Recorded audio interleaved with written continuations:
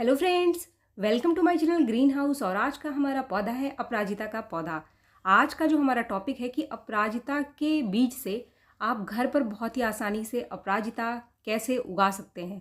Free में बहुत सारे अपराजिता के पौधे आप घर में ही उगा सकते हैं। अपराजिता की बीजों को आप बहुत ही आसानी से स्टोर करके फ्री में अपराजिता के पौधों को बना सकते हैं, लेकिन इसके लिए जो अपराजिता की फलियां हैं उनको आपको तोड़ करके बचा करके रख लेना है। और ये वाला जो टाइम है, इस समय बहुत ही आसानी से अपराजिता के पौधे उग जाते हैं, क्योंकि ये वाला जो टाइम है गर्मियों का स्टार्टिंग या फिर गर्मियों का टाइम, पूरी गर्मियां आप कभी भी अपराजिता के पौधे को उगा सकते हैं। आपने देखा होगा कि अगर आपके घर के अंदर अपराजिता का पौधा है तो उसने फ्लावरिंग करना शुरू कर दिया होगा, उसकी ग्रोथ स्टार्ट हो गई होगी। तो अगर आपने पिछले सीजन की फलियों को बचा करके रखा हुआ है तो अभी मई में आप अपराजिता बहुत ही आसानी से उगा लेंगे और 20-25 दिन के अंदर में ही काफ़ी अच्छी पौधे इसकी तैयार हो जाएंगी। जैसा कि मैंने तैयार कर लिया है काफ़ी सारे अपराजिता के पौधे और मुझे नर्सरी से लेने की ज़रूरत नहीं पड़ेगी। तो आपको इसके बीजों से अपराजिता को कैसे उगाना है, चलिए आगे की इस वीडियो में मैं आपके साथ शेयर कर रही हूँ। इसके लिए हमको चाहिए अपराजिता की फलियाँ। तो फ्रेंड्स, जब भी आपके पास अपराजिता की फलियाँ इस तरीके से सूख जाएं पौधे के अंदर से, आप उनको निकाल करके छाया में थोड़ा और सुखा करके किसी भी पॉलीथीन में बांध करके रख लो और जैसे ही इसका सीज़न आता है तो हम इसको उगा सकते हैं। अभी भी जैसे ही आपका अपराजिता फ्लावरिंग करना शुरू करता है और उसके अंदर फलियां बनती हैं तो पहले आप फलियों को पौधे के अंदर ही पकने दें। हरी फलियों को आपको नहीं तोड़ना है। जैसे ही फलियां पीले रंग की होने लग जाए तो उसको तोड़ करके आप छाया में सुखा लोगे तो आपको कुछ इस तरीके के काले बीज मिलेंगे। अब इसकी पॉटिंग मिक्स उगाने के लिए आपको कैसी चाहिए? मीडिया आप कैसी भी ले सकते हैं। आप नॉर्मल मिट्टी में भी ग्रो कर सकते हैं, सिर्फ कोकोपिट में भी ग्रो कर सकते हैं। और जैसा मैं ये 3 चीज़ें लेकर अभी इसको ग्रो करने वाली हूँ, यहाँ पर मैंने 3 चीज़ें बराबर मात्रा में ली है, कोकोपिट, वर्मी कंपोस्ट और नॉर्मल मिट्टी। पॉट आप कोई भी ले सकते हैं। बीजों को उगाने के लिए बहुत गहरे पॉट की ज़रूरत नहीं होती है, लेकिन मेरे पास यही पॉट अभी खाली है तो इसका इस्तेमाल मैं यहाँ पर बीजों को उगाने के लिए कर रही हूँ। पॉटिंग मिक्स तैयार करने के बाद ये पॉटिंग मिक्स मैं इस पॉट के अंदर भर लूँगी, लेकिन बेस में मैंने धान का छिलका रख लिया है ताकि पानी ना रुके, वरना हमारे जो बीज हैं वो ख़राब हो जाएंगे, सड़ जाएंगे। फ्रेंड्स, अगर आप सिर्फ नॉर्मल मिट्टी में बीजों को उगाते हैं या फिर आप सिर्फ कोकोपिट में उगाते हैं तो उनका रिजल्ट भी आगे इस वीडियो में मैं आपको दिखाऊंगी कि ऐसी मीडिया में आपको किस तरीके का रिजल्ट मिलेगा। फ्रेंड्स, अब टाइम है बीजों को लगाने का, तो कुछ इस तरीके से आप छेद कर लो उंगली की सहायता से ही। छेद बहुत गहरा आपको नहीं करना है, ये आधे इंच से भी कम का छेद आप देख सकते हैं। फ्रेंड्स, अब हर एक गड्ढे में आप एक एक बीज डाल दो और इसके बाद आप इसको मिट्टी से कवर कर दो। ये जो पॉटिंग मिक्स मैंने बनाई है इसी मिट्टी से मैं इसको कवर कर दूंगी। बहुत नीचे आपको इसके बीजों को नहीं डालना है। मैक्सिमम 1 इंच से ज़्यादा गहरे इनके बीजों को आपको अंदर मिट्टी में नहीं धंसाना है। फ्रेंड्स, मैंने सारे गड्ढों में बीजे डाल दिए हैं। अभी मैं इसको, जो मेरा पॉटिंग मिक्स है उसी से कवर करने वाली हूँ। थोड़ा थोड़ा हल्के से आपको कवर करना है, बहुत ज़्यादा आपको कवर नहीं करना है। इसके बाद पानी देते समय आपको थोड़ा सा विशेष रूप से ध्यान रखना है। पानी आपको स्प्रे से देना है स्टार्टिंग में। जब तक कोई पौधा निकलना शुरू ना हो जाए तब तक आपको कुछ इसी तरीके से स्प्रे करके ही देना है। अगर आप मग्गे से पानी डालेंगे या किसी भी तेज़ धार वाली चीज़ से पानी डालेंगे तो बीज आपके इधर उधर हो जाएंगे। तो इसीलिए हमको पानी थोड़ा सावधानी से देना है जब तक कि ये जो बीज है वो अंकुरित होने शुरू ना हो जाए। फ्रेंड्स, इसकी मिट्टी आपको हल्की मॉइस्ट रखनी है, बहुत ज़्यादा गीला नहीं रखना है और बहुत ज़्यादा सुखाना भी नहीं रहे, क्योंकि अगर मिट्टी मॉइस्ट होगी तभी बीज जल्दी अंकुरित होगा। पानी देने के बाद इस पॉट को आपको एक ऐसी जगह पे रखना है जहाँ पर थोड़ी थोड़ी सी इसको धूप भी मिल जाए। दोपहर की तेज़ धूप से इसको बचाना है, वरना बहुत तेज़ मिट्टी सूख जाएगी इसकी और बीज भी सूख कर ख़राब हो सकते हैं। तो इसीलिए आप इसको ऐसी जगह पे रखना जहाँ पर सुबह की थोड़ी धूप या फिर शाम की थोड़ी धूप इसको मिल जाए। बहुत ज़्यादा धूप की ज़रूरत नहीं है, लेकिन बिल्कुल छाया वाली जगह पर भी आपको इसको नहीं रखना है।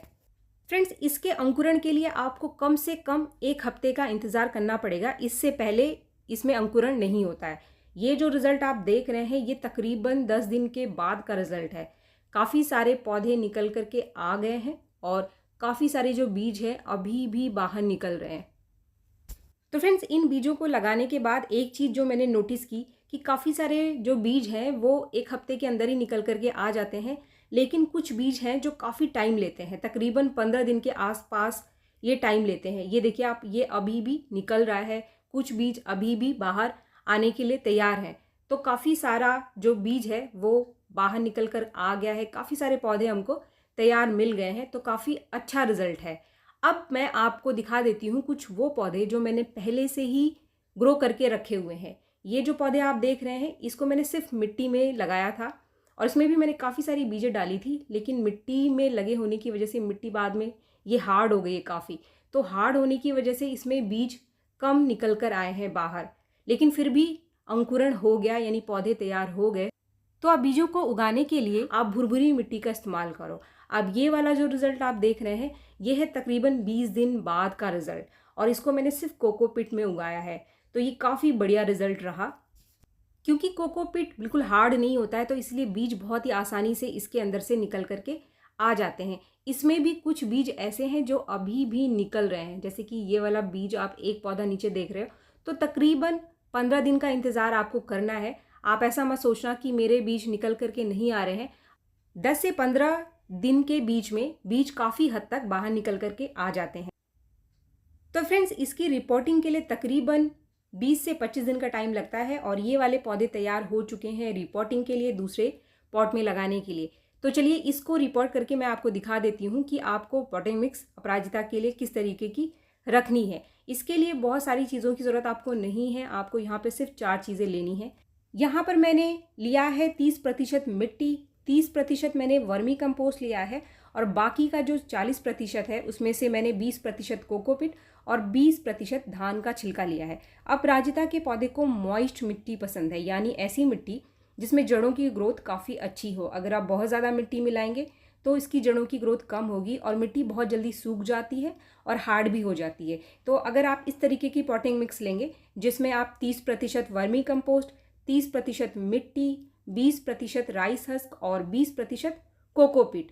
फ्रेंड्स, अगर आपके पास राइस हस्क ना हो तो आपके पास गेहूं का भूसा अगर हो तो आप उसका इस्तेमाल कर सकते हैं। गेहूं का भूसा वो जो कि उसकी स्टेम से, यानी जो डंडियों से भूसा बनता है, उसकी बात यहाँ पे हो रही है। जो आप आटे को छन्नी से छान करके निकालते हैं वो वाला भूसा नहीं, आटे के भूसे का इस्तेमाल नहीं करना है आपको। जो इसकी तनों से बनने वाला जो भूसा होता है, जो गाय के चारे के लिए इस्तेमाल किया जाता है, उसका इस्तेमाल आप राइस हस्क की जगह पे कर सकते हैं। फ्रेंड्स, अभी हम चलिए पौधे को फटाफट से लगा लेते हैं। तो इसके लिए जो मैंने पॉट लिया है वो भी एक प्लास्टिक का पॉट है, जिसमें मैंने काफ़ी सारे छेद पहले से ही बना लिए हैं। बेस में मैं लेने वाली हूँ धान का छिलका, जिससे कि मिट्टी नीचे जमे ना। इसका काफ़ी बढ़िया रिजल्ट है। जब से मैंने इसका इस्तेमाल करना शुरू किया बेस में रखने के लिए, तो मिट्टी रुकती नहीं है, नीचे जमती नहीं है, तो पौधे की ड्रेनेज काफ़ी अच्छी रहती है। फ्रेंड्स, पॉटिंग मिक्स भरने के बाद अब टाइम है पौधे को बाहर निकालने के लिए। तो पौधे को थोड़ा सा सावधानी से हमको बाहर निकालना है, क्योंकि हमारे जो पौधे हैं वो काफ़ी छोटे हैं, जिससे कि इसकी जो जड़ें हैं वो ज़्यादा डिस्टर्ब ना हो।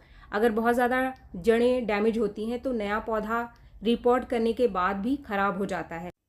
फ्रेंड्स, कोई भी नया पौधा आप घर के अंदर लेकर आते हैं, तो अगर सडनली लगाने के कुछ दिन बाद ही आपका पौधा ख़राब होता है, तो इसका मतलब लगाते समय आपने पौधे की जड़ों को बहुत ज़्यादा नुकसान पहुंचा दिया। पौधे शॉक में चले जाते हैं और वो पौधा जो आप लेकर आते हैं वो ख़राब हो जाता है।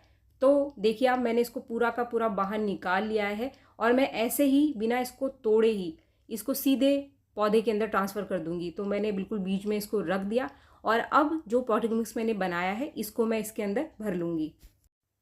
फ्रेंड्स, मैंने काफ़ी सारे पौधे, ये पूरे के पूरा जो पॉट है, इससे निकलने वाले सारे ही पौधे एक ही पॉट में लगा दिया। इससे काफ़ी फ़ायदा मिलेगा, मुझे काफ़ी घना पौधा मिलेगा। और मेरे पास काफ़ी सारे पौधे मैंने तैयार पहले से ही कर लिए हैं, तो मेरे पास बीजों की कमी नहीं है, तो पौधों की कमी मुझे अपराजिता की नहीं आएगी। आप चाहे तो 2-2, 3-3 पौधे या फिर एक पौधा भी एक पॉट में ट्रांसफ़र कर सकते हैं। लेकिन जब भी आप एक पौधे को लगाएंगे तो स्टार्टिंग में आप पॉट का साइज़ छोटा ही रखें। 6 से 7-8 इंच से ज़्यादा बड़ा पॉट का साइज़ आप ना रखें। मैंने सारे ही पौधे एक ही पॉट में ट्रांसफ़र कर दिया है, और जो मेरे पॉट का साइज़ है वो 12 इंच का पॉट है। फ्रेंड्स, अब आपको आगे क्या करना है, अब टाइम है वाटरिंग का। पहली बार में जब भी आप कोई पौधा लगाते हैं, चाहे कोई भी पौधा है, आप नर्सरी से लाकर भी लगा रहे हैं, तो पहली बार में आपको अच्छे से पानी देना है। अच्छे से पानी देना है जिससे कि जो इसके नीचे के छेद है वहाँ से पानी निकलना शुरू हो जाए। इसके दो फ़ायदे, एक तो आपके पौधे की नीचे जड़ों तक पानी मिल जाएगा और आपको ये भी पता चल जाएगा कि आपके पौधे की जो ड्रेनेज है, जो छेद हैं वो प्रॉपर है कि नहीं, छेद बंद तो नहीं हो रहा है। तो ये चेक करना स्टार्टिंग में ही आपको बहुत ज़रूरी है किसी भी पौधे को लगाते समय। अब पहली बार आपने पानी दे दिया और पौधे को आपको 2-3 दिन के लिए रखना है शेड वाली जगह पर, बहुत तेज़ वाली धूप में ना रखें। कोई भी नया पौधा जिसको आप रिपोर्ट करते हैं, जिसकी जड़ों पर आप काम करते हैं। तो फ्रेंड्स, आप देख सकते हैं मेरे पौधे की ड्रेनेज काफ़ी अच्छी है, नीचे से पानी निकल करके आना शुरू हो गया है। जब आप पानी डालते हैं तो जो मिट्टी है वो थोड़ी नीचे जाती है, तो ऊपर से आप थोड़ा पॉटिंग मिक्स इसके अंदर और डाल सकते हैं। अभी आपको अगली वाटरिंग तभी करनी है जब आपको लगे कि अब इसकी मिट्टी हल्की हल्की सी ड्राई होने लगी है। मिट्टी मॉइस्ट जब तक है तब तक कोई वाटरिंग आपको नहीं करना है। फ्रेंड्स, जब भी आप कोई नया पौधा लगाते हैं तो इसकी जो जड़ें हैं वो नए एटमॉस्फेयर में यानी नए पॉट में एडजस्ट होने में थोड़ा सा टाइम लेती हैं। इसकी जड़ें थोड़ी देर के लिए अपना काम रोक देती हैं और कुछ दिन बाद अपना काम स्टार्ट करती हैं। अगर आप स्टार्टिंग में ही पानी दे दोगे तो जो इसकी जड़ें हैं वो काम अभी करना शुरू नहीं किया और आपने पानी भर भर के दे दिया, उसके अंदर फंगस लग जाता है, गलनी शुरू हो जाती है, तभी आपका पौधा ख़राब होता है। इस पॉइंट को मैंने इतना डिटेल में इसलिए बताया क्योंकि काफ़ी सारे लोग मुझे कमेंट करते हैं कि पौधा लगाते ही कुछ दिन के बाद मुरझा गया या फिर ख़राब हो गया। तो ये कंडीशन बनती है बहुत ज़्यादा पानी देने की वजह से या फिर जड़ों के डैमेज होने की वजह से। तो कभी भी जड़ों को बहुत ज़्यादा डैमेज ना करें जब भी आप किसी प्लांट की रिपोर्टिंग करते हैं। फ्रेंड्स, अभी हम अपराजिता के टॉपिक पर ही दोबारा वापस आ जाते हैं कि ये वाले जो पौधे हैं अपराजिता के, ये बहुत तेज़ी से ग्रोथ करते हैं क्योंकि ये लताएं हैं। इनकी जो स्टेम है वो बहुत हार्ड नहीं होती है, इसके जो तने हैं बहुत हार्ड नहीं होते हैं, इनको सपोर्ट की ज़रूरत होती है। तो जैसे ही आपका पौधा थोड़ा और बड़ा होना शुरू हो जाए, 4-5 इंच और लंबा हो जाए, तो अगर आपके पास पतले पतले डंडे हैं, कोई भी चीज़ है, उसके सपोर्ट के लिए 2-4 डंडे आप ज़रूर लगा दो। कम से कम 20 से 25 दिन का आपको और इंतज़ार करना है और कोई भी फर्टिलाइज़र नए पौधे में आपको अभी नहीं देना है। तो फ्रेंड्स, इस तरीके से आप सैकड़ों अपराजिता के पौधे घर में आसानी से उगा सकते हैं। तो फ्रेंड्स, अगर आपने पिछले सीज़न में इसकी फलियों को बचा करके नहीं रख तो इस सीज़न में आप इसकी फलियों को ज़रूर बचाएं और घर में ही फ्री में पौधे अपराजिता के ज़रूर बनाएं। वीडियो अगर आपको पसंद आए तो एक लाइक ज़रूर करें और मेरे चैनल को आपने अब तक सब्सक्राइब नहीं किया है तो मेरे चैनल को सब्सक्राइब भी ज़रूर कर लें। मिलते हैं मेरे नेक्स्ट वीडियो में, तब तक के लिए थैंक यू।